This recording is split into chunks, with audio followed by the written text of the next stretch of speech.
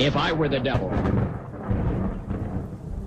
if I were the prince of darkness, I'd want to engulf the whole world in darkness, and I'd have a third of its real estate and 4/5 of its population, but I wouldn't be happy until I had seized the ripest apple on the tree, thee.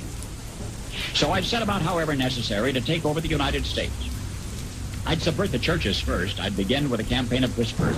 With the wisdom of a serpent, I would whisper to you as I whispered to Eve, do as you please. To the young, I would whisper that the Bible is a myth. I would convince them that man created God instead of the other way around. I would confide that what's bad is good and what's good is square. And the old, I would teach to pray after me, Our Father, which art in Washington. And then I'd get organized. I'd educate authors in how to make lurid literature exciting so that anything else would appear dull and uninteresting. I'd threaten TV with dirtier movies and vice versa. I'd peddle narcotics to whom I could. I'd sell alcohol to ladies and gentlemen of distinction. I'd tranquilize the rest with pills.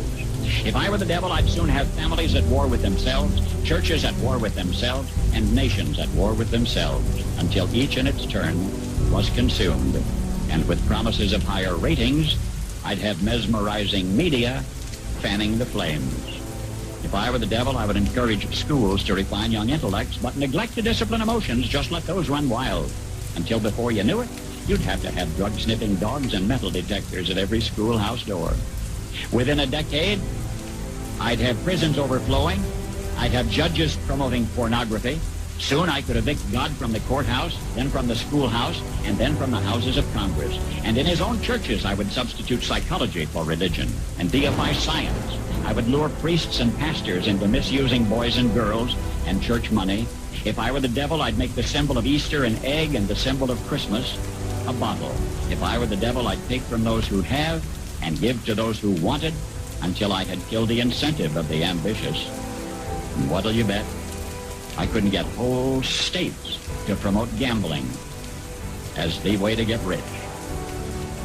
I would caution against extremes in hard work, in patriotism, in moral conduct. I would convince the young that marriage is old-fashioned, that swinging is more fun, that what you see on TV is the way to be. And thus I could undress you in public, and I could lure you into bed with diseases for which there is no cure. In other words, if I were the devil, I'd just keep right on doing what he's doing.